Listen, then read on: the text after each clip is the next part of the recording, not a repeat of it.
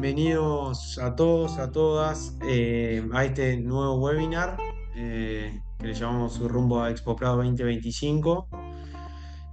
Para nosotros, para la Sociedad de Criadores de Hereford, es un honor tener este tipo de instancias, el cual podamos darle todas las herramientas posibles a todos los estudiantes, a todos los jóvenes que quieran estar interesados en este tipo de herramientas. Particularmente acá se combinan dos cosas, que es entender algo más de lo que es presentar un animal en pista, entender un poquito más de lo que es los animales, el funcionamiento y a su vez la información de los CPD que están detrás de un animal o de lo que se presenta en pista. Eh, Agradecerle también a UTU por permitirnos continuar con este proyecto, a Erro por aportar la nutrición animal y al Banco Itaú y a la Universidad de la Empresa por otorgar los premios que ahora vamos a mencionar. Y bueno, la idea de este webinar es, junto al ingeniero agrónomo Leonel Aguirre, que es asesor de la Sociedad de Criadores de Hereford, quizás algunos ya lo conocen, es inspector o fue inspector y ahora nos está dando una mano en algunas inspecciones, tanto animales comerciales como animales que se van hacia las exportaciones. Y tiene un conocimiento muy amplio sobre lo que es animales en pista y sobre lo que es el entendimiento y funcionalidad de los animales. Así que la idea es que pueda él realizar la presentación y una vez finalizado eso, vamos a dejar un espacio de preguntas que pueden ir centralizando a través del chat y junto al encargado de comunicación que se encuentra ahí, Marco Francia de Ham Media, la vamos a ir centralizando y la vamos a ir saldando al final del webinar. Así que sin más preámbulo, damos comienzo. A ver si, ahora sí.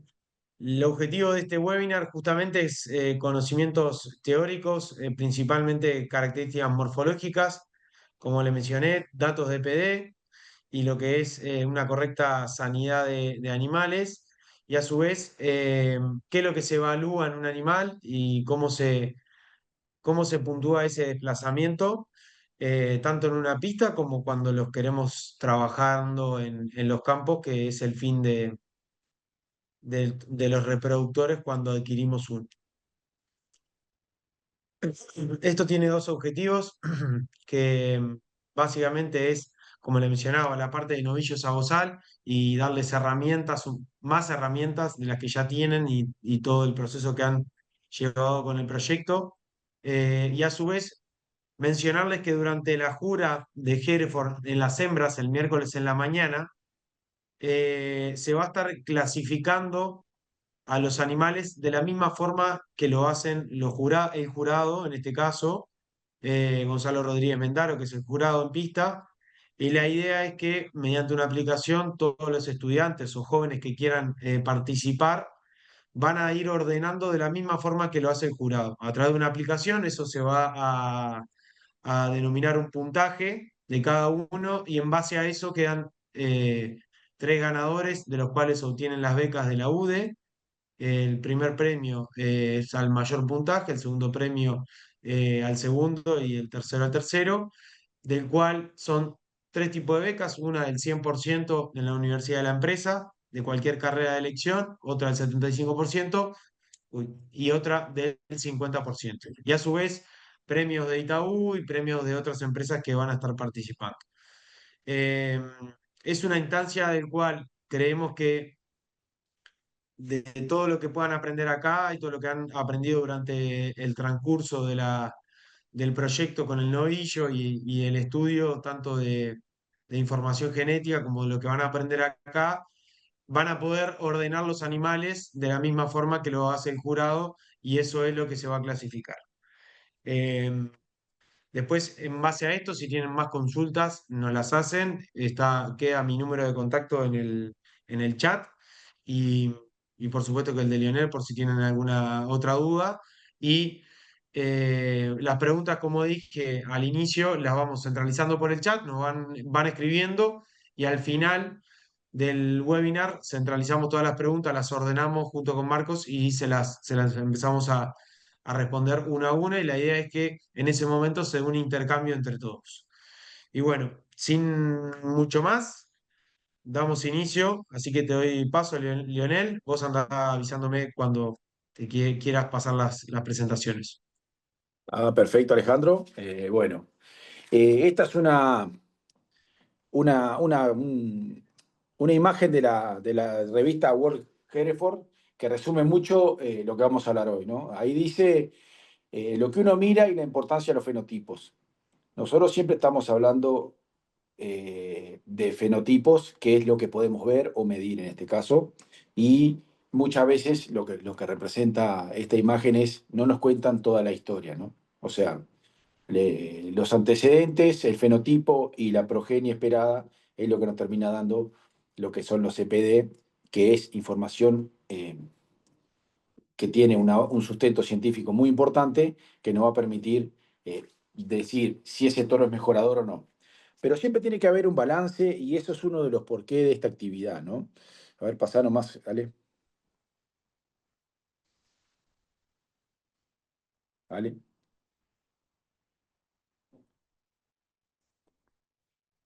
¿Por qué la actividad, no? O sea, más allá de que ustedes empiecen a aprender cómo es el circuito de pista, de lo que es preparar un animal, ¿no? O sea, han pasado ya un par de meses cuidando un animal y van a tenerlo casi un mes más en su cuidado. Digo, más allá de todo lo que han aprendido de nutrición, de cómo se va desarrollando, de la mansedumbre del bicho, de enseñarlo a caminar, a pararse, todo eso. O sea, empezar a ver en su conjunto y sobre todo el porqué de las juras de bozal, ¿no? Las competencias de bozal tienen un sustento muy importante que es poder hacer una comparación de animales, ¿no? En vivo, o sea, animales que entran juntos, que de repente en las series son animales de edades muy similares, y bueno, y que el jurado pueda tener una idea de ver qué modelo de animal y qué sustento genético tiene para ser un animal mejorador y digo, ser un animal interesante como para desparramar sus genes a gran escala o no. ¿No? Entonces, ¿por qué, qué nos dan las competencias de bozal que no nos da de repente esta foto de este toro que estamos mirando, ¿no? Que lo podemos ver y de repente ustedes pueden a ver ahí un poquito lo ideal de cada característica, ¿no? O sea, le vemos, por ejemplo, la cabeza, el largo de tronco, el ángulo de la pelvis y el largo de cadera, el ancho de cadera, hasta donde le baja el cuarto, la profundidad y el arqueo de costilla, cómo son sus testículos, sus patas, sus manos. O sea, ahí lo vemos todo. Pero en las juras de bozal y con información, como pueden ser lo de evaluaciones genéticas, que Hereford ya tiene 30 años trabajando en esto, nosotros podemos decir, bueno, esta parte morfológica que con seguridad el animal lo traslade en buena cantidad a sus hijos, a su progenie, porque las características físicas en general es algo que tiene una debilidad media a alta. Con esto que queremos decir, que físicamente los hijos se van a parecer a sus padres, como nosotros nos parecemos a nuestros padres, como nuestros hijos se parecen en buena parte a nosotros. Esas características físicas son de habilidad media alta.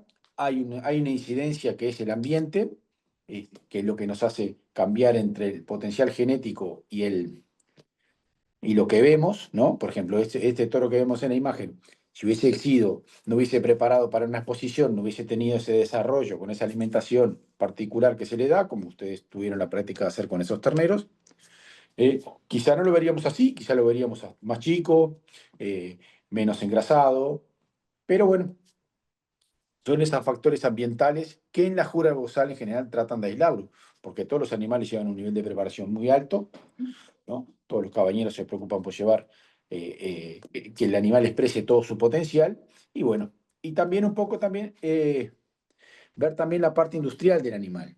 O sea, nosotros en ganadería tenemos como dos patas importantes que de pesos diferentes, pero son sí muy importantes las dos. La primera es la parte de la parte de cría, ¿no? Que nosotros vemos animales en una pista, con una preparación, una alimentación, ¿ah? Y cómo llevar eso a lo que es un vientre de cría en los campos, que en general la cría en Uruguay se desarrolla a campo natural, donde muchas veces en invierno se juega con que pierdan algo de estado, ¿no? No tenemos las vacas en condición ideal todo el año. Los que están en las escuelas agrarias la podrán ver, que de repente están en campo, este año capaz que se les pelaron un poco más, un poco menos, dependiendo un poco de la zona, pero hay zonas donde los campos se han achicado mucho este último mes, después de la helada. Entonces, ver un poquito también esa adaptación, eso no lo podemos ver en una pista, ¿no? Eso lo tenemos que ver de otra manera. Y sobre todo con los biotipos, ¿no? Eso por un lado. Y segundo, una cosa muy importante que tenemos en la producción ganadera es que todo termina en una industria, ¿no? O sea, tanto los sistemas criadores que terminan mandando lo que es vaca de descarte a faena, o los sistemas, la parte invernada que termina mandando esos novillos a faena, digo, todo nos termina pagando, o sea, la ecuación económica cierra de acuerdo a lo que vendamos, ¿no? Entonces, en Hereford siempre apuntamos a que tengan carcasas pesadas, ¿no? Y sean precoces. Esos son dos objetivos que siempre tenemos y que el jurado tiene mucho en cuenta, ¿no? Acá vemos, básicamente nosotros podemos ver lo que es en este toro, la parte de carcasa, vemos un tronco muy largo, tronco le llamamos a lo que es, digamos, de las paletas hasta el cuarto, ¿no? O sea, como lo que está soportado por las patas, todo eso es lo que le llamamos tronco. Un tronco largo, una buena profundidad de costilla, eso es, profundidad de costilla es esa línea que vemos entre el lomo y el pecho, ¿no? Nosotros ahí tenemos dos características. Primero, que sea profundo, es que tenga mucha distancia entre el lomo y el pecho, ¿tá? Y segundo es el arqueo de costilla, que eso es, cuando los miramos de atrás o de adelante, esas costillas cuán arqueadas son, en general vemos, por ejemplo, las escuelas agrarias que tengan vacas lecheras, las vacas lecheras en general tienen una costilla más plana, más tipo buey. En ganado de carne, en general buscamos ese arqueo de costilla y ese tronco largo por dos características fundamentales. Primero, que nosotros en los troncos largos podemos tener mayor peso sin irnos a mayores tamaños, ¿no? Nosotros podemos tener dos animales en una pista, por ejemplo, que pesan exactamente lo mismo, ¿no? Y uno es más petizo y más largo y el otro es más corto y más alto. Entonces, nosotros en esos modelos, carniceramente, nos sirve el biotipo más petizo y más largo, ¿no? Entonces, ustedes no se tienen que olvidar que los animales tienen tres dimensiones. Cuando seleccionamos, por ejemplo, que pasa mucho en los cabañeros que seleccionan con qué van a inseminar en catálogo de semen, lo que ven es esto, un animal en dos planos, ¿no? Pueden imaginarse el alto, o de repente le dice el catálogo, y el largo, ¿no? Esa relación, si es más rectangulado que le llamamos, o más cuadrado, ¿no? En general nosotros buscamos animales más rectangulados, ¿no? Pero lo que no le podemos ver en esa foto es la anchura del animal. O sea, podemos ver que es un animal profundo, pero no podemos tener muy claro si su arqueo de costilla es acorde a lo que esperamos o no, o a lo que queremos incorporar en nuestro rodeo, ¿no?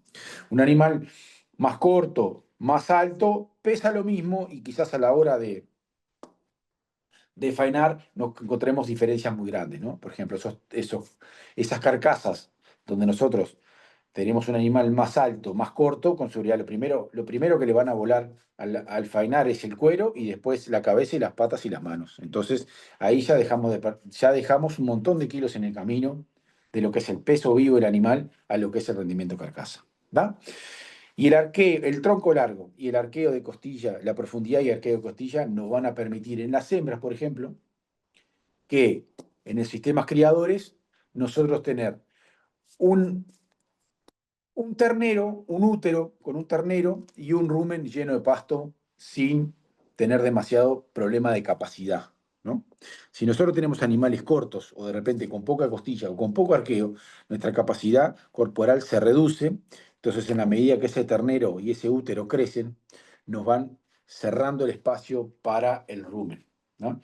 No nos olvidemos que la gran ventaja que tienen los bovinos es que tienen esa cámara fermentativa que les permite aprovechar fibras vegetales y convertirlas en alimento y sobre todo convertirlas en carne, que es lo que a nosotros más nos interesa. Entonces, si nosotros empezamos a tener animales con poca capacidad corporal, lo que vamos a empezar a tener es animales en que empiezan a relegar de repente funciones, como puede ser mantenimiento del peso durante el invierno, porque no pueden cubrir sus nutriciones. Pasamos al otro. Acá vemos otro toro. Acá en esta foto que está un poco más natural, está con un cierto ángulo, nosotros le podemos ver al toro. Nos podemos hacer más idea un poquito de la anchura, porque ya lo vemos con un ángulo de atrás, ya vemos que tiene una pierna un poco, vemos un poco de la anchura de la pierna. ¿eh? Vemos también, podemos hacer una idea del arqueo de costilla por la sombra que hace, ¿no? Vemos que hace como una buena semicírculo la costilla que no es muy plana. ¿eh? Y después también tenemos lo que son las características sexuales, ¿no? O sea, nosotros en los toros buscamos buenos testículos, bien ubicados, más allá de las medidas y no irnos a los extremos. Es un buen indicador de la fertilidad, es un buen indicador de cuántas vacas nos va a poder cubrir ese toro. Y lo que hablábamos hoy, el tema de las tres dimensiones. Nosotros necesitamos animales que sean rectangulados, vistos del lateral, y que sean triangulados, vistos de frente o desde el fondo, o de atrás. ¿Qué quiere decir eso? Que buscamos animales que sean más finos adelante que en su trasera. Eso que nos permite que en ese balance que buscamos, ¿no? Tener una mayor proporción de trasero versus delantero nos va a permitir eh, no tener kilos excesivos en zonas que de repente nos puedan llegar a complicar, ¿no? Como puede ser nosotros, una posición normal del ternero al momento de nacer es que pone las manos hacia adelante y después entre las manos va la cabeza. Si nosotros tenemos tren delantero muy fuertes, muy prepotentes, muy desbalanceados, o sea que pesa más el delantero que el trasero si partimos el toro a la mitad, vamos en general a forzar ese parto, sobre todo en vaquillonas, ¿no? Entonces, cabezas chicas y frentes suaves nos van a permitir que esa cuña sea más suave el momento del parto.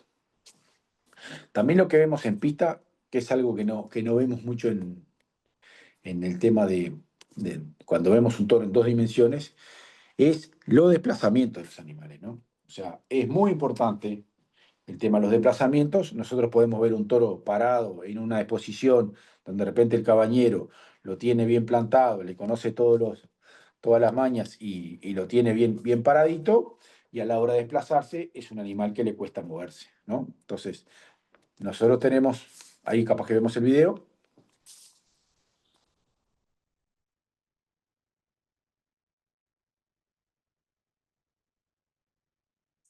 ahí vemos un toro suelto, ¿no? Como pueden ver, es un toro que un tanto corto, pero un toro que tiene cabeza chica. Le podemos ver que la paleta está bien insertada, o sea, no le vemos un demasiado cargado en su frente. ¿eh? Lo vemos que lleva los kilos muy sueltos, o sea, no le cuesta desplazarse, más allá de que es un toro de campo, no tiene eh, la preparación que tienen los toros de pista, que en general los vemos primero con unas ganancias más, tienen más desarrollo a la hora de tirar las exposiciones y sobre todo están con un nivel de engrasamiento un poco más grande, ¿no? Un poco más alto. ¿tá? Pero ahí vemos un toro que viene suelto, caminando, desplazándose bien, es un toro de allá de Quillú.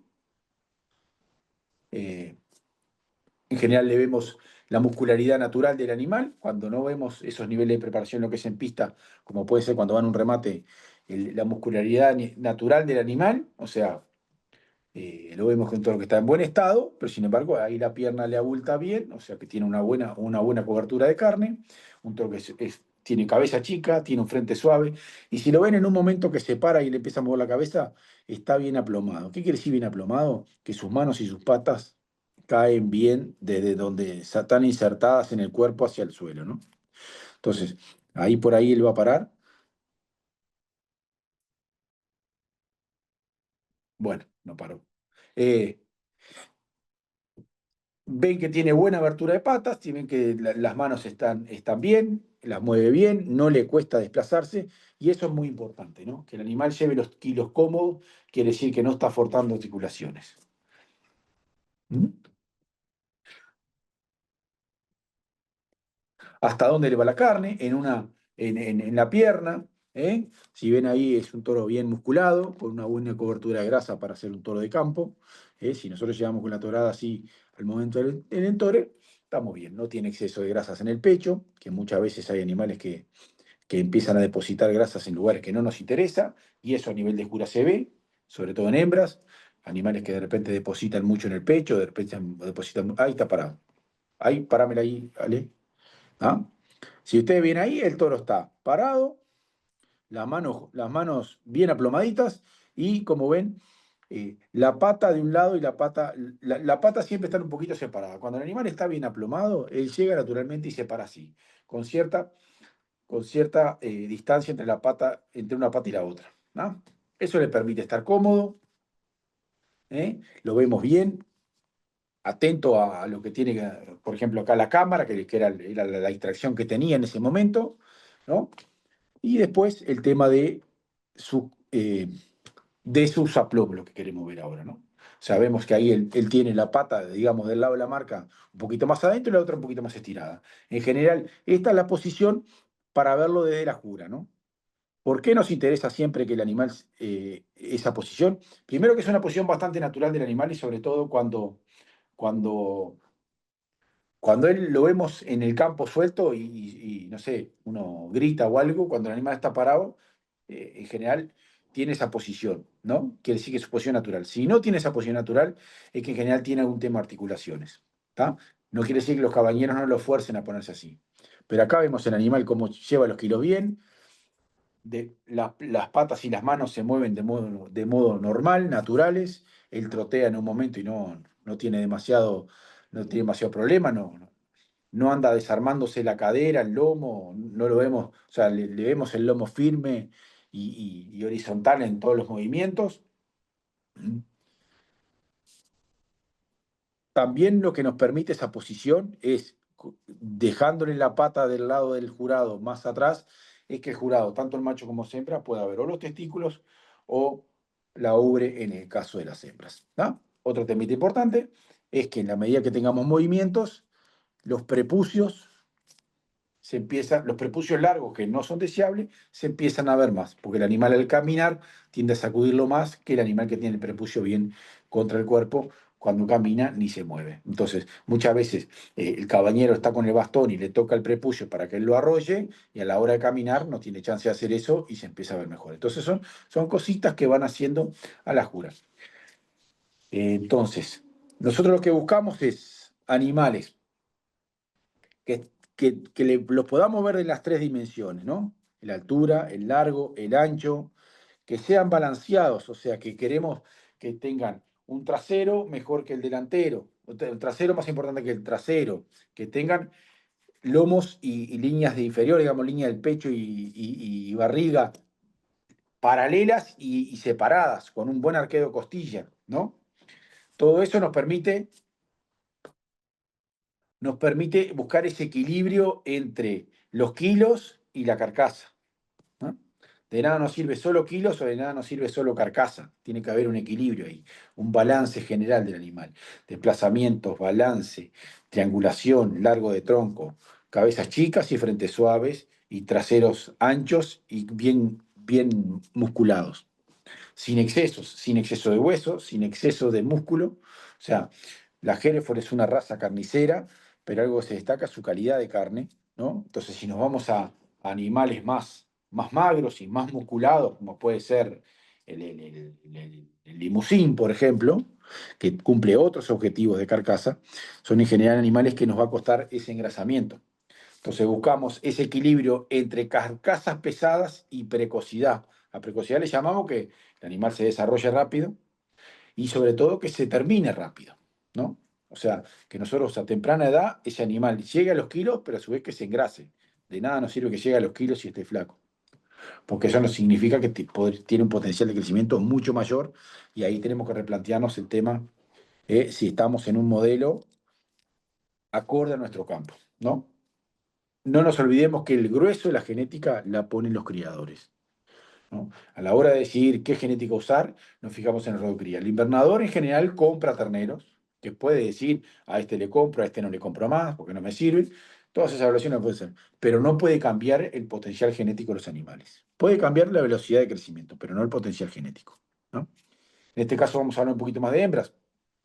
En general, a las hembras le pedimos un poquito más de suavidad adelante, un poquito más de cabezas más expresivas, por el lado del tema básicamente hormonal, ¿no? Nosotros, de terneros a un año, así como los van a ver ustedes a los novillos, lo que van a ver son animales que de repente no maduraron sexualmente, algunos, ¿no? Y novillos no van a madurar, pero sí cuando miren las terneras, por ejemplo, van a ver terneras que de repente no maduraron sexualmente, terneras menores que de repente tienen 11 meses o terneras que tienen 12 meses, que están ahí al borde de su maduración por el desarrollo que tienen, pero sí lo que tenemos que tener en cuenta es que cuando, por ejemplo, le miramos la cabeza, que nos diga que podamos distinguir si es macho y hembra, o sea, que su balance hormonal esté acorde a lo que estamos mirando, ¿no? Si nosotros vemos una ternera que ya tiene cabeza de novillito, ya ahí podemos dudar de un balance hormonal acorde a lo que buscamos, ¿no?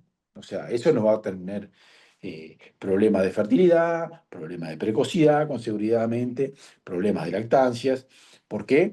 Porque ese balance hormonal no está del todo correcto. Lo mismo pasa con los machos, o sea, más allá que estén desarrollados o no, sí que tengan esa característica de que el macho parece un macho, ¿no? Hoy mirábamos tanto los dos toros, por más que eran toros adultos, le veíamos la cabeza, por más que el toro que estaba a campo tiene una cabeza más chica que el toro que estaba en la foto parado en el primer lugar, eh, son animales que uno los mira y más allá de los rulos, uno le ve si uno le mira sobre la cabeza se da cuenta que es un toro, no que es cuando ya le vemos cabezas más alargadas, más tipo anovilladas, ya ahí, bueno, hay que evaluar un poquito hasta dónde voy, ¿no? En el caso de las hembras, al revés. Cuanto más parece una hembra, más interesante nos hace ver ese torrente hormonal. ¿Te animás a ir para atrás a la foto, Dale? ¿Ah? En las hembras también, una cosa que nos interesa mucho es evaluar el tema. Primero, en su trasero, que tenga unas caderas amplias y bien anchas. ¿Ah? O sea, la triangulación en hembras es más importante que el macho, porque el macho en general es más musculado. Entonces, quizás ese equilibrio que buscamos, el macho lo tenga un poco menos. Incluso cuando miramos toros viejos, vemos que ya se desbalancearon, que ya están como muy, muy cargados adelante y se les ha achicado un poco el trasero. ¿Eh?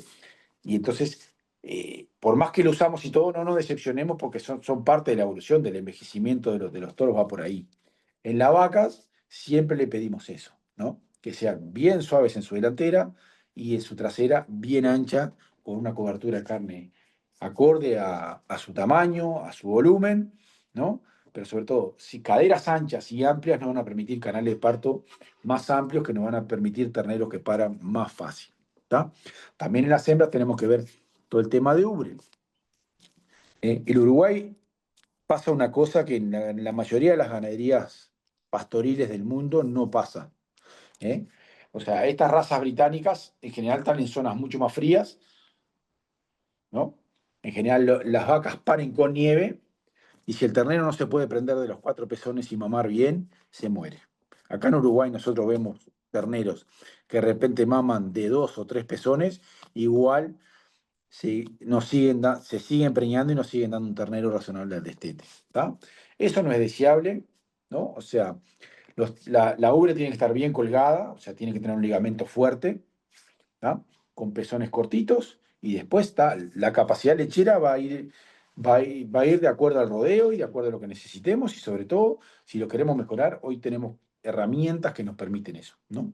Entonces, ubres bien agarradas de la verija, ¿tá? Y pezones cortitos y finitos, cosa que el ternero, por más chiquito que sea, lambete y ya se agarra y pueda mamar bien, ¿tá? Esas ubres media zanahoria que vemos muchas veces en vacas viejas, eso no es deseable, ¿tá? Pero quizás son vacas viejas que tuvieron algún tema, algún destete con tablilla, que se lastimaron o algo, bueno, pero nosotros en el primer parto de las vaquillonas tenemos que ser muy exigentes en esta parte, ¿no? Sobre todo ustedes, muchachos, que mañana van a trabajar y cada vez van a tener menos personal, no van a tener tiempo para estar escurriendo vaca para que el ternero mame. ¿no? Y cada vez tener terneros más pesados es fundamental. Entonces, esa funcionalidad en la vaca tenemos que ser muy exigentes. ¿Ah? Ustedes creo que van a trabajar en el jurado jóvenes van a trabajar con terneras y juniors. O sea, son animales que no han parido. Pero sí, si ya le ven, más allá del engrasamiento natural por la preparación de prado, o sea, esa preparación de exposición, ¿no? Que tienden a engrasar ciertas zonas como es la encoladura, o sea, la inserción de la cola, la ubre y el pecho. Si ven esa vaca tiene un poquito ya de grasa en el pecho, considera esa vaca ya ha dado en el prado un poquito de grasa más de lo que, o sea, daría un poquito alta la grasa porque ya le vemos ese, que ya ha empezado a depositar grasa en lugares que no nos interesan, ¿no? Pero le vemos una ubre muy buena, un pezón cortito, esa vaca estaba a días de parir, ¿no? Una vaca que estaba haciendo 2 años y estaba a día de parir, y estaba con una ubre, la verdad que muy buena y por eso la tenemos ahí. ¿Tá? Ahí ven la posición de jura, que son las manos juntas y las patas, una un poquito más adelante de la otra. Esta es una vaca también muy bien aplomada, ¿no? Ella llegó y se paró ahí, mirando atenta, ¿no? Mostrando todas sus cualidades. Su largo, su profundidad y arqueo de costilla, como ven las sombras, al darle ese sol al medio esas sombras en el lomo y en la panza, uno ve que uno se puede dar la idea de que tiene un buen arqueo de costilla, buenas líneas paralelas y separadas entre el tronco y lo que es el pecho y la panza hacia la ubre, ¿tá? Y unas caderas también muy amplias, una vaca bastante muy ancha también, ¿tá? Una cobertura de carne en la pierna que le baja muy bien, le baja casi hasta el garrón, sin excesos, o sea, no es una vaca exageradamente musculosa, ¿no? Nosotros en general, cuando nos vamos a animales demasiado musculosos, lo que empezamos a perder es esa femineidad en las cabezas, esas suavidades en los frentes, ¿no? Si nosotros nos dedicamos mucho a sacar volumen y a apuntar mucho hacia volumen y muscularidad y peso de carcasa, con seguridad perdamos mucho la parte funcional y no nos olvidemos que el grueso del ciclo ganadero se da en la cría. No sé si querés pasar al tema del video de desplazamiento.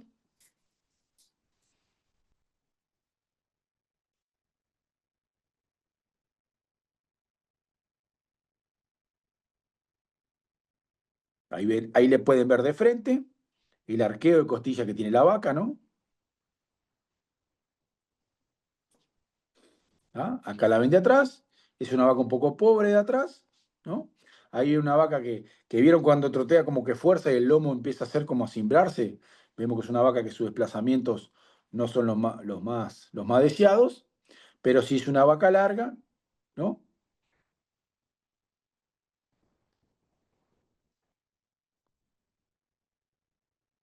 Es una vaca que tiene un lomo largo, tiene un muy buen arqueo de costilla, una línea baja muy larga también, una buena cadera, aunque es un poco pobre en su muscularidad. O sea, esto es una vaca que para lo que es la parte funcional de como madre es muy buena, en la parte carnicera, sobre todo en su trasero, nos deja un poco un debe. Pero es una vaca que tiene una preparación, vieron que el pecho no está demasiado engrasado, como vimos en la vaca de la foto, ¿no? ¿Lo podemos poner de nuevo? ¿Mm? Esta es una vaca ya adulta que ya había parido, entonces ya vemos una cabeza un poco más grande por su madurez, ¿no? Pero mírenla sobre todo atrás y cuando trotea cómo ella cimbra un poco, o sea, arquea un poco el hombro hacia arriba, o sea, le queda como una especie de joroba, y en su trasera la vemos un poco más pobre. Y, y esos desplazamientos no tan deseados se dan un poco porque si la miran con detalle, es una vaca que tiende a meter las patas bien abajo de la panza, o sea, engancha, lo que le decimos engancha, que quiere decir que sus angulaciones, el ángulo del garrón, está un poco, es un poco es un poco largo, entonces ella le permite cuando da el paso, la pata la estira hasta allá adelante. ¿Eh? Entonces, eso es un desplazamiento que en general en jura vos lo ves y de repente la vaca en la foto no la ves. Ahí si la podemos parar ahí, vemos el largo y vemos el balance. O sea, estamos viendo una hembra donde si partimos al medio a la altura del ombligo, vemos que hay un equilibrio entre el delantero y el trasero. Nosotros eso no lo queremos. Lo queremos un poquito más que si pesamos las dos mitades, la de atrás pesa un poco más, o sea, tenga un poco más de volumen, ya sea por largo de cadera, por ancho, ¿no? No tanto por su muscularidad, pero sí que sea ese equilibrio, o sea, ese balance se vaya más hacia atrás que adelante, ¿no? Ulises, si tiene alguna pregunta, paramos y la contestamos. Porque ahora vamos a ver otro tema, que no quede en duda de esto, o vayan apuntando y las hacen. ¿Ah? Acá vamos un poquito al tema de jura de novillos. Estos fueron los que participaron en el 2024. ¿Ah? Acá vamos a ver un videito de cómo entran en pista. O sea, los animales entran en sentido horario al jurado, ¿no? El jurado los va mirando. ¿Tá? Siempre ve ahí del lado del lazo, lo ven su desplazamiento. En general entran todos juntos y hay una cosa que es muy importante que es el jurado va mucho el golpe, el primer golpe de vista, ¿no? O sea, él cuando los ve así, él ya más o menos se hace, este me gustó, este no me gustó, entonces ya se hace un orden. Después empiezan a jugar detalles, ¿no? Por ejemplo, viéndolo desplazado, si de repente le llamó la atención al animal y empieza a caminar mal, a caminar mal, a caminar, con seguridad empieza a quedar relegado, ¿no? Entonces el jurado les da una o dos vueltas a todos juntos, ¿no? Como van ahí. Más allá de que el jurado tiene considerado los efectos de doma, animales que están con mayor doma o más caminados que otros, ¿no? Ahí, como ven, hay cuatro terneros y cuatro animales diferentes, ¿no? Más allá de la preparación. El de atrás, el cuarto, viene con un poquito menos de preparación. Pero los otros tres vemos que ese animal del medio es un poco más alto que el resto. Entonces, capaz que en la planilla de kilos tiene los mismos kilos que los otros, pero bueno, ver un poco dónde se dan esas diferencias, ¿no? Ahí ya los tiene ordenados, ¿no?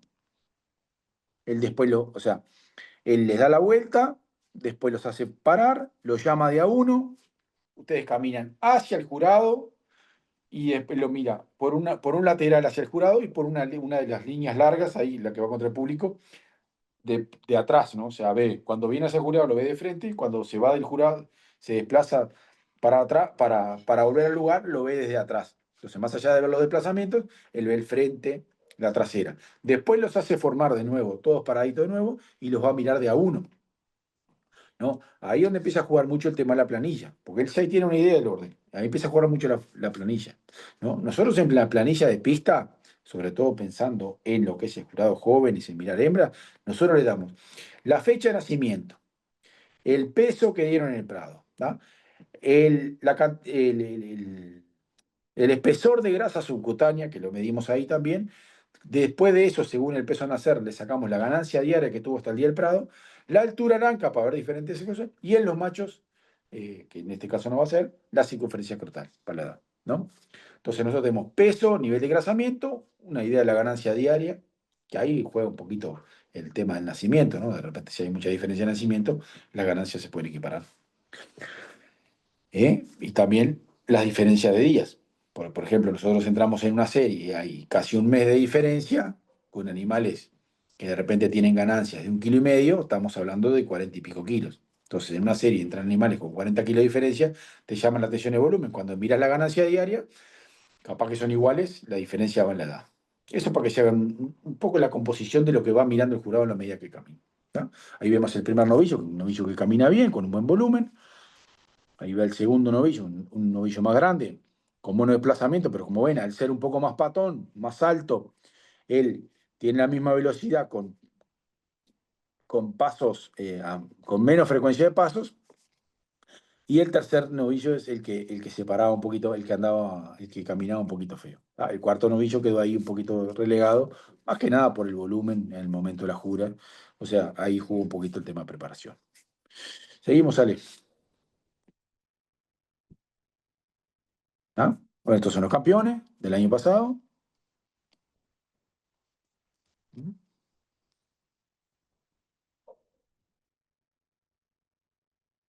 Ahí el grupo con sus novillos, todas las escuelas con sus novillos, ¿no? Y bueno, y ahora un poquito pasando a lo que es el tema de las evaluaciones genéticas, o sea, que Hoy hablamos del fenotipo que no nos contaba toda la historia, ¿no? Entonces hay que ver el fenotipo, medirlo, ver en 3 dimensiones, ver desplazamientos, ¿no? Hacernos composición del global del animal en su parte más visible, y ahora ver un poquito lo que decía el primer cuadro, ¿no? O sea, ver sus antecesores, ¿tá? Y ver su información genética, a ver qué podemos esperar en su progenie, ¿no? Nosotros siempre hablamos de PD, pero la sigla en inglés, la sigla en castellano es DEP, que quiere decir diferencia esperada en la progenie. ¿Qué quiere decir eso? Es qué esperamos que ese toro nos transmita a sus hijos, ¿no? ¿Ah? Es una herramienta excelente para seleccionar reproductores. ¿Por qué? Porque nos va a dar en un montón de características cómo va a ser el comportamiento de ese toro o de esa vaca a la hora de la descendencia que nos va a dejar, ¿no? Esto es la genética es algo acumulativo en los campos. O sea, nosotros empezamos a mejorar y es un camino que no tiene fin, pero siempre hay que ir, o sea, es un camino sin pausa. Nosotros cuando nos ponemos un objetivo a dónde queremos ir, ¿no? Eh, siempre apuntamos para un lado, pero que tenemos que ir pasito a pasito, generación a generación, ir mejorando todas esas cosas, ¿no? Entonces, tenemos varios caminos. Creo que el primer camino es el primer paso es tener una idea de dónde estamos parados. O sea, si nosotros acá nos vamos a basar en un reproductor, que es lo que vamos a ver, pero si lo llevamos a una población, es decir, bueno, si yo estoy parado acá, ¿qué tengo de bueno? ¿Qué puntos tengo flojos? ¿Y qué quiero y cómo los mejoro? ¿No? Y el EPD es una herramienta excelente para eso, para saber qué tengo bueno, qué tengo flojo y decirme dónde tengo que ir a buscarlo, ¿no? Bueno, estima el desempeño esperado de los hijos, ¿no? En comparación de la población que tenemos. Eh, se expresan como desvío, porque ustedes van a ver una serie de números.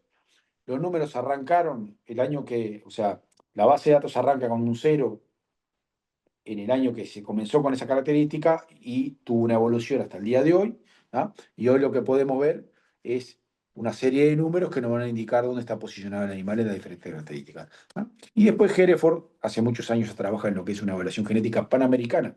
Quiere decir que la base de datos de Hereford Uruguay es comparable con Argentina, Estados Unidos y Canadá. O sea que nosotros mañana traemos un toro canadiense o argentino a usar en nuestra cabaña y la base de datos es la misma, o sea que los datos, más allá de los tipos de mediciones que se hacen, que ahora lo vamos a ver, son extrapolables acá sin tener sorpresas desagradables. Pasamos, N.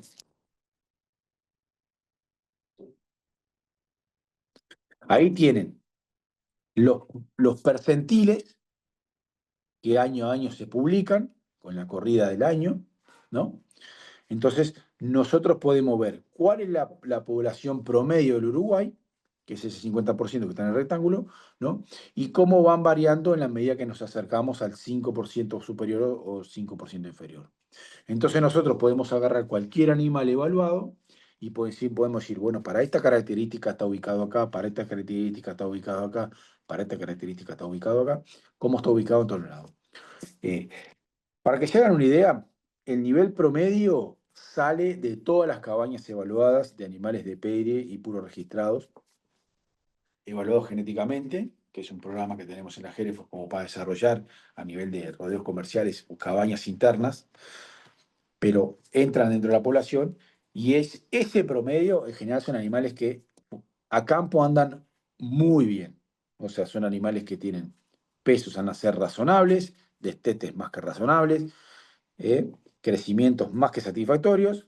Y bueno, y como verán también, nosotros trabajamos mucho, si ven las últimas columnas, lo que es AOB, que es área de ojo de bife, grasa, que es el nivel de grasa subcutánea, y marmoreo, que se mide al momento que se hace el ultrasonido para ver las características de carcasa, cómo se da el marmoreo de esos animales. Entonces, nosotros tenemos el crecimiento del animal en kilos, que es toda la primera parte, o sea, desde su nacimiento, destete, crecimiento hasta los 18 meses, y después el peso vaca adulta, que es básicamente el peso de una vaca de 5 años, recién destetada, ¿Ah? Entonces nos da una idea, más que el potencial de crecimiento, cómo termina siendo mi vaca, que dependiendo de nuestro sistema productivo nos va a pesar más tener vacas más pesadas o no. ¿No? La habilidad lechera. ¿Ah? Y después las características de la casa, eficiencia de conversión, y las últimas dos columnas son indicadores económicos que nos permiten, por lo menos, ver dónde estoy parado para diferentes sistemas, ya sea cría o ciclo completo, ¿no? Entonces, nosotros podemos llegar a indicadores económicos por diferentes caminos. ¿Ah? Por ejemplo, en cría, todo lo que es facilidad de parto, circunferencia escrotal y habilidad lechera son características que empujan bastante el indicador para arriba. Pero de repente tiene una de las tres o sea, nosotros podemos llegar al mismo número por diferentes caminos. Lo mismo pasa en ciclo completo, que es un indicador que sacamos hace menos tiempo. Pasamos a la otra. ¿Ah? Lo que registramos en los campos básicamente es eh, fecha de nacimiento y peso al nacimiento, peso al destete, en la medida que INIA tiene información de cómo fueron nuestros partos y de quiénes son los padres, nos manda una fecha para hacer el destete, eso ahí lo van corrigiendo a los 205 días, y después tenemos, según nuestros sistemas de, de recría, los pesos a los 15 meses, donde se hace el ultrasonido de carcasa, área bife, cobertura de grasa y ¿cómo se llama? Y marmoreo, y circunferencia total en los machos, y peso a los 18 meses, ¿no? Nosotros en general lo que vemos es que esos son lo que registramos en campo también es el peso de vaca adulta, o sea, al momento del destete, las vacas se pesan y se le da un score de condición corporal, que eso nos permite registrar el peso de vaca adulta. Pero eso es básicamente lo que se registra en los campos en el programa de evaluaciones genéticas. ¿Seguimos? ¿No? Ahí ven un poquito cómo termina saliendo, cómo se expresan. Nosotros tenemos el primer indicador, que es facilidad de parto directa, o sea, que es cuán fácil pare un ternero, ¿no? Que es un indicador, por ejemplo, nosotros hacemos así, el score de nacimiento va del 1 al 5, donde el 1 es parió solita sin problemas y el 5 es tuvo que hacer cesárea, ¿no? El cabañero pone peso al nacer y facilidad de parto, la medida que apunta a eso, ¿no? El peso al destete, que eso nos manda a INEA la fecha, 15 meses, 18 meses también nos manda a INEA la fecha, el peso de vaca adulta que termina saliendo del destete de esas vacas, ¿no? Habilidad lechera, que ahí tienes un indicador de cuántos más kilos al destete yo logro por tener una madre más lechera o no, ¿no? Todo eso, desde el que dice peso de nacimiento a leche, se mide en kilos, ¿no? Lo que es facilidad de parto es como un indicador que nos dice cuánto nos va a facilitar o complicar tanto el parto directo como el parto de las madres. Ahí ellos en general tienen como una correlación que no van muy de la mano. O sea, si nosotros buscamos muy bajo peso al nacer para no tener problema de parto y alta facilidad de parto directa, con seguridad compliquemos un poco. O sea, la facilidad de parto indirecta va a ir en desmedro de esas madres.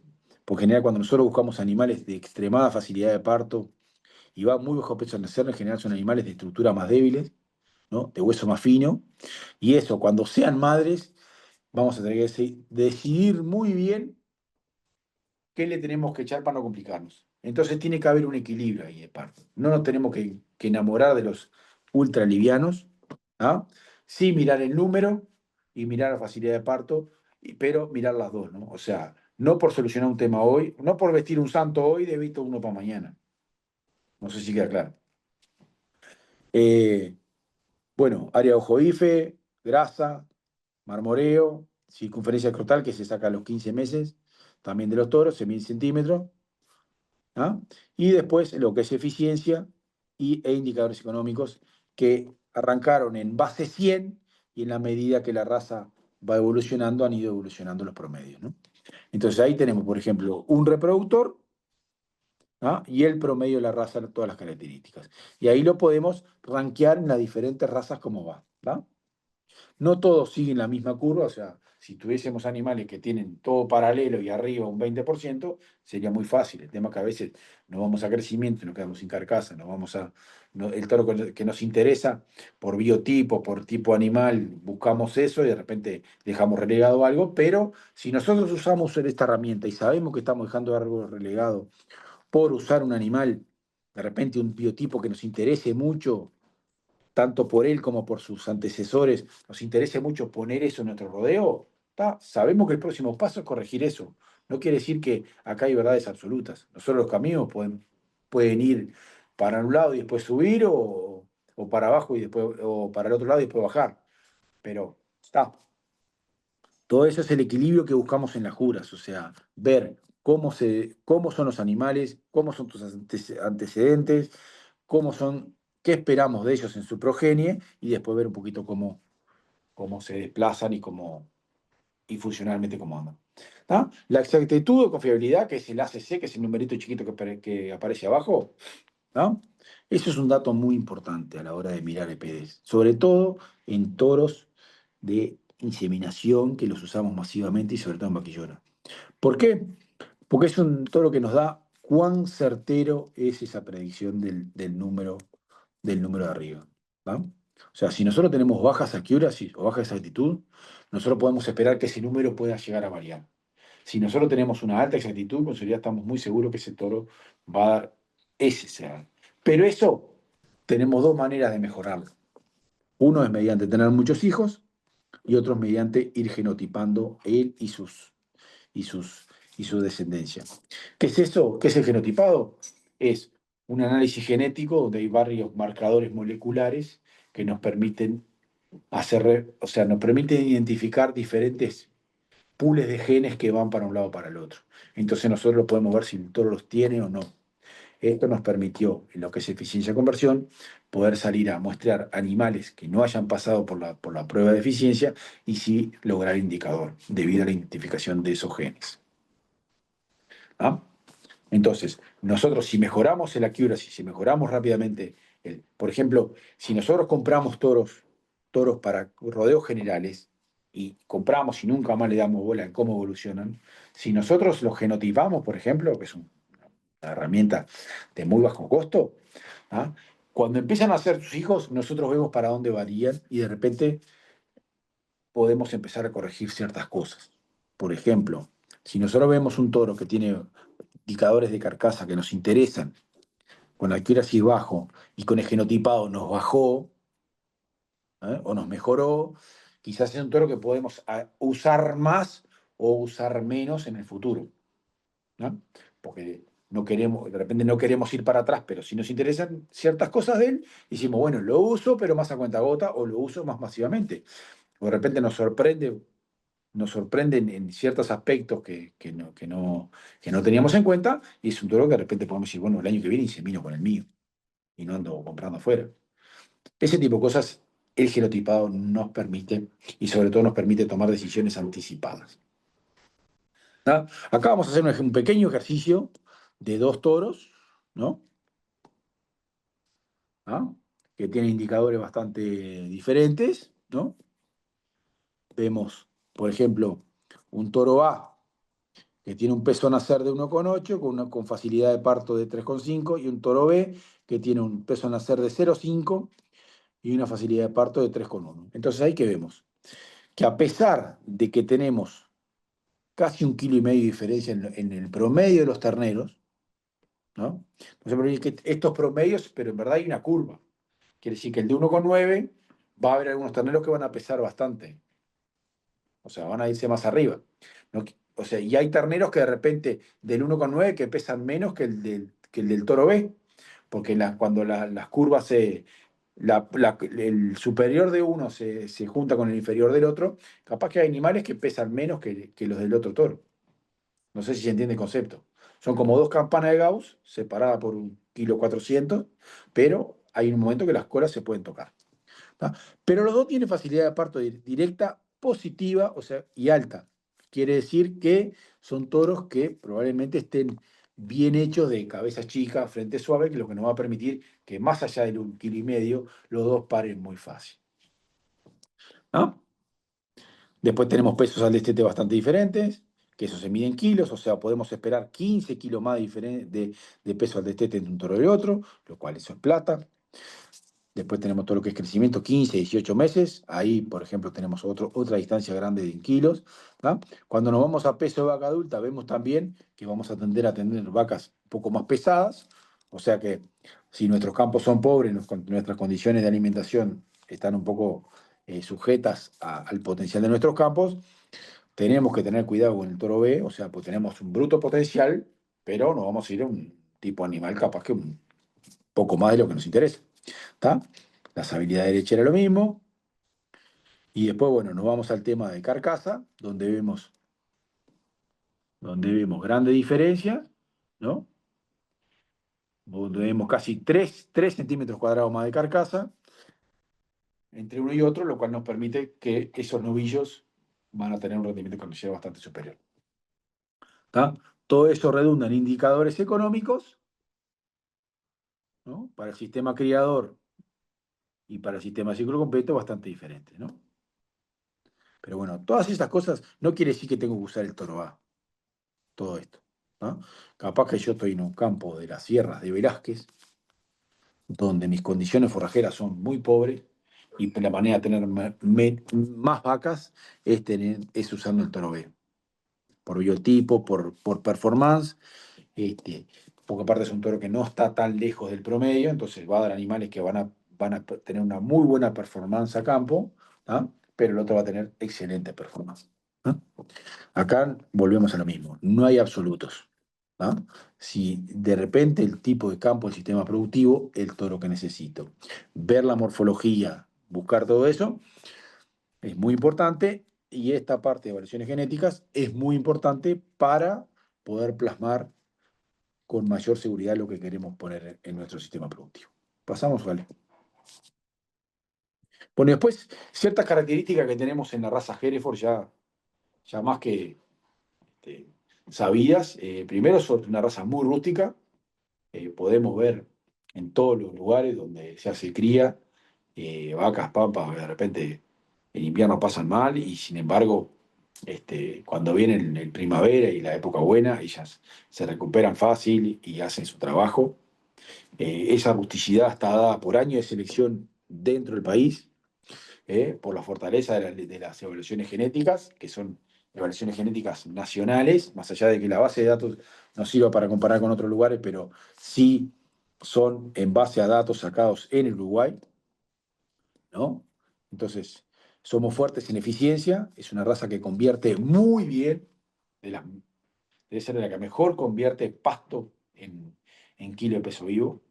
O sea, es un animal que a nivel de pastoril es excelente, ¿no? Que hoy lo estamos midiendo en Quillú. El día que quieran pueden ir hasta ahí y mirar lo que es la prueba de eficiencia que estamos haciendo. Sacamos un EPD para eficiencia de conversión, que nos permite ver la variabilidad genética que tenemos en esta característica y también ir mejorando en esta característica. O sea, cada vez tener animales más eficientes. Fuertes en habilidad materna, hoy hablábamos del tema de las ubres. Por muchos años, este es un tema que no, en épocas donde el personal de campo era más, o sea, estancias tenían más gente, de desagotar vacas y vacas con mastitis, o vacas que perdieron un pezón, por lo que sea, ya sea hasta por una bichera de la tablilla, eh, pero son vacas que te destetan un ternero pesado por año, ¿no? Que eso nos permite, en sistemas tanto en criadores como en ciclo completo, como en invernadores, no es lo mismo salir de un ternero pesado que salir de un ternero liviano a la hora del destete. ¿Seguimos? Fuertes en macedumbre, no debe haber raza más mansa que la Hereford. Lo vemos en Quillú a diario, donde uno va entre los toros y hay toros que poco menos que hay que empujarlos para que se levanten, para mirarlos a campo, y son toros que no son de cabaña, o sea, son terneros que se destetaron a campo y se mandaron. Fuertes sin indicadores económicos, nosotros hacemos mucho hincapié en eso, porque nos parece que es una muy buena primera aproximación para el criador, empezar a tomar decisiones, ¿no? O sea, si está buscando un toro para un ciclo completo o para un sistema criador, él con el primer indicador se puede hacer una idea y después ir a mirar el perfil eh, qué tiene que mejorar y sobre todo que al mismo indicador llegan todos por diferentes caminos. Eso nos permite ir teniendo, no solo no perder pie en lo que queremos, sino que seguir corrigiendo diferentes características. Bueno, línea 1 es la número 1 en cruzamientos, tanto con cruzamientos con británicas, como vemos ahí, como cruzamientos con continentales. Eh, Son animales más longevos, que dan un plus en crecimiento, que dan un plus en carcasa, que dan un plus en eficiencia y que dan un plus en fertilidad. Eso es muy importante porque el vigor híbrido es lo único gratis que tenemos en nuestra actividad y tenemos que aprovecharlo. Y fuertes en longevidad, o sea, vemos que es un animal que en condiciones pastoriles y muchas veces en pasturas restrictivas, como puede ser en inviernos medio pelados, son igual vacas que llegan a dar 7, 8 terneros sin problema y sobre todo quedar en condiciones para ser engordadas y llegar al final del ciclo con una carcasa pesada, que es algo que siempre promovemos mucho, ¿no? En el sistema criador, la vaca de descarte es un, indi- es un- es una principal fuente de ingreso del sistema criador y bueno, creo que en Hereford tenemos un producto que es fenomenal, que es una vaca que llega al final de su vida útil y nos da una carcasa pesada y se engorda rápido. Y fuertes en fertilidad, debe haber pocas razas más fértiles que la Hereford, más allá de que en fertilidad es una característica poco heredable y va mucho en el manejo, pero en la medida que damos condiciones, es una vaca que se preña muy fácil, se recupera muy fácil del parto, sale muy fácil del invierno y nos da esa chance de tener un ternero por vaca por año. Y bueno, por ahí quedamos a las órdenes para cualquier pregunta y muchas gracias por escucharnos.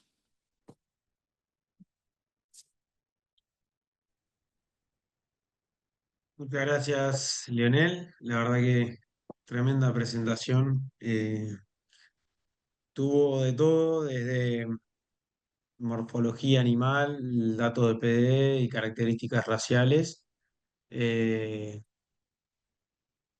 y bueno, en este momento lo que creemos es que todas las consultas que tengan, abrir micrófonos y empezar a interactuar. Me parece que es una linda oportunidad para empezar a conversar de esto que vimos, las dudas que tengan sobre lo que es precisamente la parte de la pista de novillos Sausal y demás, eh, o lo que sea de la jura de jóvenes también.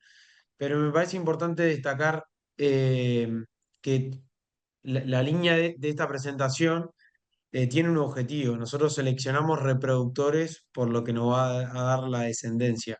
En este caso tenemos una competición que son novillos, pero esos novillos vienen de un buen padre, de una buena madre, que fue en lo que nos enfocamos. Entonces, todas las partes de las características fenotípicas y cómo se mira un animal y cuáles son las virtudes que tiene un animal nosotros lo explicamos derivado a lo que son los reproductores, tanto el madre como el padre, pero es porque justamente ese toro, ese reproductor que uno va a seleccionar, te va a dar ese novillo que van a presentar ustedes en pista. Si seleccionaste un animal de carcasa pesado, le pusiste énfasis en los indicadores cuanto a área ojodife, grasa y demás. Quizás vayas a tener más animales en tu establecimiento enfocados hacia ahí.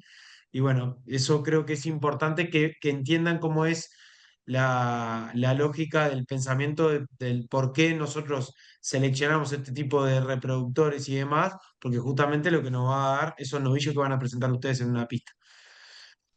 Sin mucho más, cualquier consulta, si tienen vergüenza de hacer las preguntas en micrófono, se escriben en el chat. Me parece que es una linda oportunidad para consultar lo que les parezca tanto como mencionaba, tanto de la presentación, de la jura de jóvenes, que va a ser el miércoles a la mañana, como de la entrada a pista de los animales. ¿Los escuchamos o los leemos?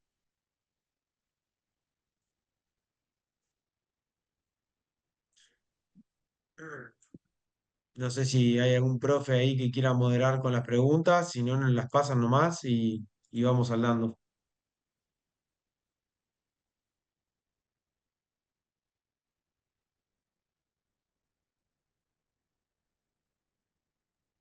Acá de la Escuela Agraria Rocha preguntan cuáles son las reglas para entrar a la pista.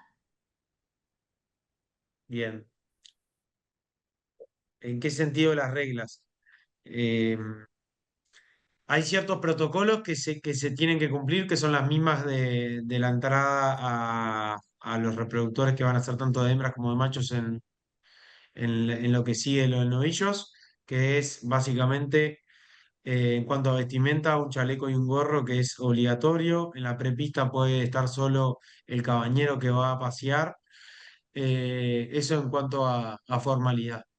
Después, no se permiten productos químicos de los cuales fijen el fijadores, ¿Eh? pero sí, eh, disculpa Luis que silencio porque Perdón, ahí. perdón. De los fijadores. Después, lo otro es una de las cosas que mencionó Lionel y cómo se ingresa a pista. Ustedes van a ver la pista enfrente y ahora si quieren podemos compartir el, el video y el recorrido es, entran a la pista hacia mano izquierda, van a dar toda una vuelta y después van a seguir las indicaciones del jurado. El jurado depende cómo quiera verlos, si quiere ver más el desplazamiento, los va alargando de a uno y los va llamando de a uno. Después lo puede ir ordenando, los puede poner en el medio para verlos en todas sus dimensiones. Eso va básicamente, pero generalmente entran a mano izquierda, dan toda una vuelta, quedan ordenados como entraron, por categoría, por supuesto, y en base a eso el jurado los va direccionando. Si quiere, los quiere ver de frente, los indica y los hace caminar de frente en la lateral de la tribuna, y si los quiere ver en su parte trasera, los frena y los empieza a ver de la parte de los cuartos. Eso es básicamente un poco lo que es el protocolo. No sé si algo más me olvidé, Leo. No, obviamente que tienen que seguir las instrucciones del jurado, porque a veces, porque si tiene duda entre dos animales y manda a caminar a dos juntos, de ida y vuelta para verlos, porque tiene alguna duda, bueno, eso se puede salir del libreto, pero estén atentos a eso. Entrar en orden, o sea, se le da un número de box que tienen que entrar ordenados, porque el jurado tiene la planilla con ese orden, o sea, que los datos los va a sacar de ese orden. Si ustedes se apuran o algo, de repente o uno se demora y entran, empieza a desfasarse eso y están leyendo los datos al revés. El jurado no conoce quiénes son los animales. Incluso en la pista de jura de reproductores, él no tiene el nombre. Entonces, si no entran bien, o sea, si hay un error ahí, él está mirando planilla con animales diferentes. Después otro tema que va mucho en la parte de cada uno es conozcan bien el paso de su animal. O sea, a la hora de llevarlo, ¿ah? Si el animal es más lento o es más rápido, vayan al paso del animal porque él se muestra bien a su paso. ¿No? Entonces, eso es mucho trabajo en la cabaña, en la escuela, ir midiendo dónde el animal va cómodo, dónde va con la cabeza levantada, dónde se, se- se luce mejor, porque no quiere que entren juntos no quiere decir que tengan que ir todos juntos. Si yo tengo un animal que camina más suelto, que tiene un paso más largo, y de repente lo puedo llevar a más velocidad, denle para adelante. Eso va a permitir que el jurado aprecie eso, ¿no? O de repente uno que no tiene buenos desplazamientos, camina cortito, ¿no? También es la manera de diferenciarse en la pista. O sea, son esas habilidades que los cabañeros ya han incorporado, pero bueno, ustedes tienen que un poco también avivarse, ¿no? Si el de adelante va lento, y bueno, y yo tengo que ir más rápido y tratar de apurarlo y decirle, dale, capo, movete porque el mío pide pista. Que son esas pequeñas cosas que empiezan a hacer diferencias grandes a la hora de mostrar el animal, ¿no? O sea, no se olvide que ustedes tienen que mostrar al animal que él muestre todas sus virtudes, ¿no? Y los defectos tratar de que no los ve. Pero Si las virtudes tiene que demostrárselas. Si camina suelto y camina rápido, llévelo a la velocidad de él. Si camina lento, no lo apuren porque lo que van a hacer es que el animal se desplace mal y no se luzca. ¿Ah? Lo mismo a la hora de pararse. Si el animal llega y se para solo, bánquenlo y quédense quietitos. No anden tratando de, de perfeccionar lo bueno. Si está bien así, déjenlo, ¿no? Son esas cositas que de repente estas últimas semanas antes del Prado vayan practicándolas en un ruedito en las escuelas, ¿eh? Den la vuelta, paren, den la vuelta, paren. Estudien entre los compañeros, che, mirá, no, él va mejor a este paso, tengo que caminar un poquito más rápido, tengo que caminar un poquito más despacio, me cuesta que levante la cabeza, me pulsea, bueno, colgalo un rato más. eh, Cuanto mejor lo muestren, más chance de ir para adelante tienen. Ahí yendo con algunas preguntas, la primera, la escuela de Lorenzo Gérez, pregunta cuáles son las principales características más importantes que se ven en la jura. Eh, Dale nomás, yo si querés hago una acotación con respecto a la parte de novillos, porque es Bueno, importante. en, tenemos dos temas. En novillos es una jura básicamente de carcasa. O sea, ustedes lo que van a tener son datos de peso y de engrasamiento. ¿Tá? Más allá de la preparación y la peluqueada que le hagan, es un concurso más de carcasas. ¿Ah? O sea, de carcasas y desplazamientos. Si tienen brutos indicadores de carcasa, o sea, tremendo peso, una buena cobertura de grasa, el animal proporcionado y no camina, digo, posibilidad el jurado lo coloque arriba, pero, o sea, para ganar le va a faltar un poquito. En la parte de reproductores sí empiezan a jugar muchas otras cosas. Primero que nada, que juro una persona. ¿Tá? Esa persona tiene un tipo de animal que a él le agrada, porque de repente es lo que cría en la casa, es lo que le es útil. Entonces, siempre hay algo de subjetivo. Para el jurado de jóvenes, ustedes tienen que hacerse mucho el ojo qué le gusta al jurado, ¿no?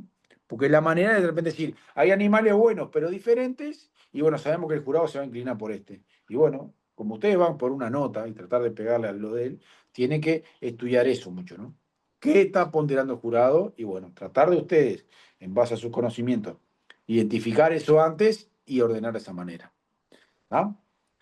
O sea, si ven que el hombre empieza a hablar de desplazamientos, denle bola a los desplazamientos. Si ven que el de repente ciertos biotipos van para adelante, pónganle la ponderación a eso. Pero tienen que estudiar qué elige el jurado, porque no es en los jurados jóvenes no es lo que a ustedes les gusta. O sea, la idea es que ustedes entiendan ciertos conceptos morfológicos para que puedan descifrar qué busca el jurado y sacar la mejor nota posible. Exacto. Y también la otra pregunta que mencionaron con respecto a la parte de jurado de jóvenes. El jurado de jóvenes no precisan inscribirse previos, es un QR en el cual nosotros le damos para escanear y lo compartimos a través de los grupos y de toda la gente que esté presente, porque ahí en el jurado de jóvenes no son estudiantes solo de escuelas agrarias, sino que hay un montón de participantes que van a la jurada de jóvenes, lo que sí tienen que estar en la tribuna.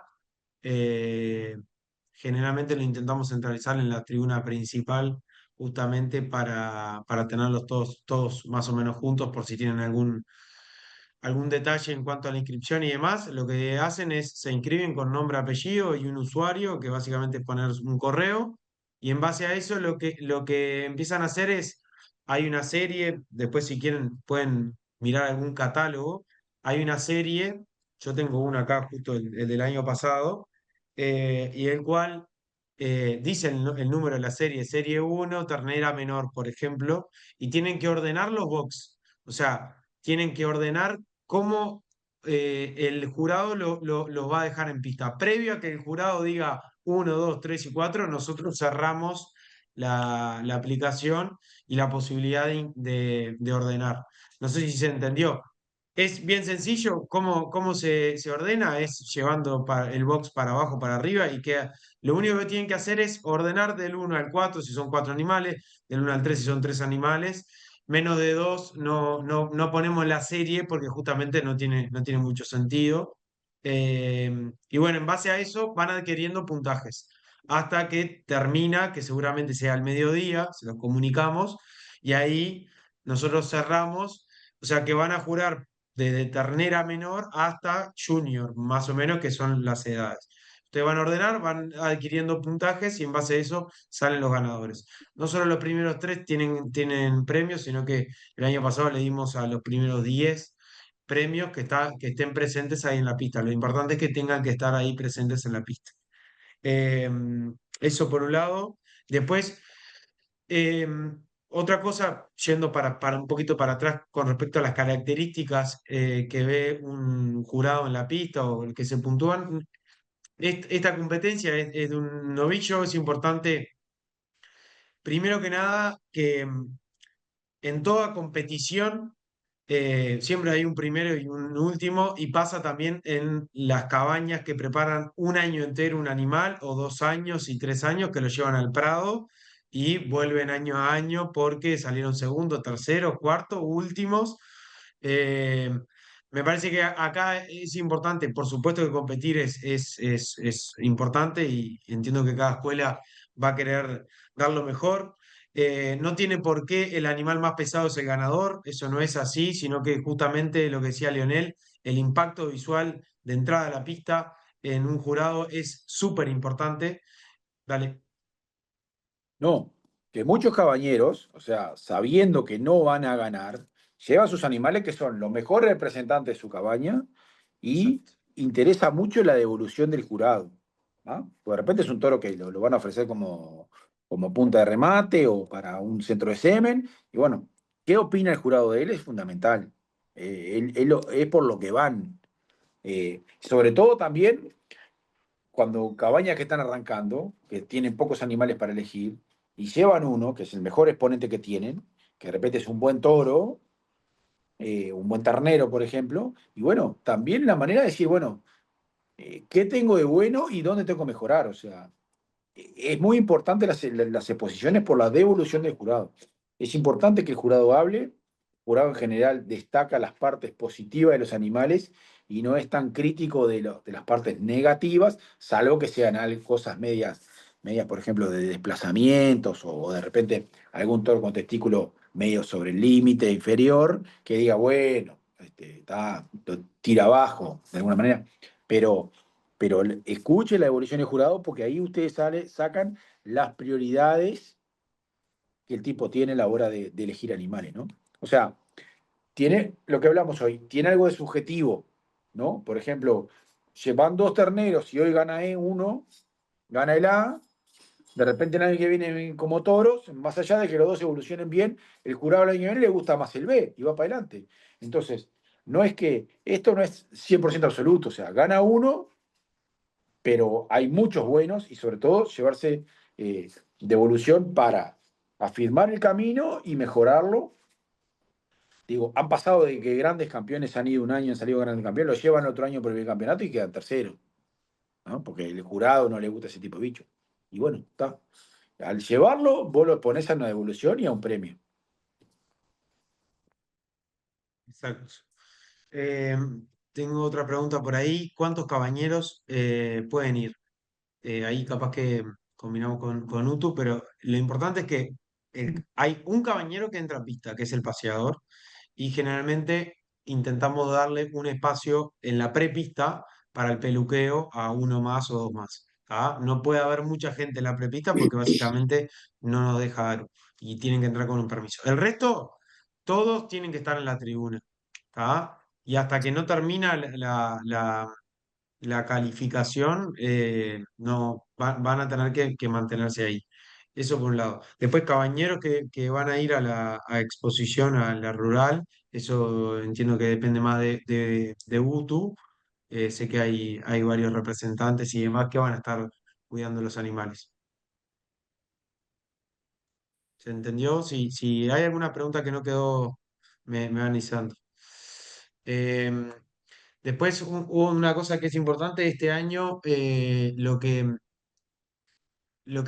clasificamos es que cada escuela prepare el animal, justamente porque entendemos de que ese ejercicio de preparar el animal, que ya lo pueden estar haciendo en la escuela, de bañar, sopletear, peinar y demás, eh, es algo importante porque no deja de ser una salida laboral en el futuro, que también es uno de los objetivos de esto. Por supuesto que apoyado tanto en Hereford como en los cabañeros que aportaron cada animal. En el caso del cabañero no llevar animal, porque justamente este año se le complicó, nosotros le buscamos la vuelta para intentar de asesorarlos con algún otro que nos pueda ayudar a peluquearlo. Eso es importante, pero también es importante que ustedes se involucren en ese peluqueo y que cada uno pueden mirar videos de YouTube, pueden pedirnos o solicitarnos cualquier tipo de información o escribirle a los propios cabañeros dueños de los animales que tienen ciertas dudas y demás, pero está bueno que ustedes se involucren en esto porque no deja de ser eh, una oportunidad para aprender algo que es específico, que hay demanda y que creo que es un nicho que está súper interesante. No sé si hay alguna, ¿cómo es el procedimiento a la hora del ingreso de los animales al prado hasta el día de la jura? Bueno, los animales en realidad entran, pueden entrar desde el jueves, dependiendo cuándo lleguen. Lo que sí es el sábado a la mañana son las pesadas y medidas. Primero, el ingreso creo que en el ingreso es el viernes, creo, en el cual se inspeccionan todos los animales, eso de parte de la ARU y la parte más que nada los veterinarios. Y después las pesadas y medidas de Hereford son el sábado a la mañana. Son de 7 a 12 horas, se pesan y se miden los animales. Generalmente arrancamos las pesadas y medidas con los novillos a bozal, o sea que ustedes tienen que tenerlos preparados desde temprano, preparados para, básicamente, se pesan, se miden área ojo de IFE, altura, grasa, marbling y el peso en la octava costilla. Y esa es la información que va a estar en el catálogo después. ¿Tá? Entonces, el sábado las pesadas y medidas son de 7 a 12. Generalmente comenzamos con los novillos a bozal. Ahí cada uno se lleva el número de box en el cual son los que van a entrar en pista y con lo que van a estar en el catálogo. O no sé si ven ahí un poco el catálogo. Acá es los nombres de cada escuela con la información de cada animal. Y está el box acá. Ese es el box que le van a dar para ingresar a la pista. No sé si quedó saldada esa consulta. Sí. ¿Qué más? Creo que nada. No sé si hay alguna consulta más con respecto a la presentación del animal en pista también, lo que miró, lo que estuvo mostrando Leonel hace un ratito, o si tienen alguna consulta con respecto a la jura de jóvenes, lo que sea. Y si no, están nuestros números, lo pueden centralizar las preguntas a través de un grupo de WhatsApp que tenemos. No duden en consultarnos, eso sinceramente pueden consultar, no es molestia, todo lo que los podamos ayudar y saldar en tanto de nueva información o consultas, aunque crean que es muy vaga una consulta, suma, a nosotros también nos enriquece, nos da cierta devolución. Eh, Acá me consultan, no entendí lo del código QR para la inscripción de la jura, ¿en qué grupo estará? Eso en realidad hay un grupo de jóvenes de la parte de UTU que nosotros le podemos pasar el QR ahí y si no, en la tribuna mismo, en la tribuna principal, van a estar chicas con los QR en el cual ustedes pueden escanear y ya ingresan directamente al sistema.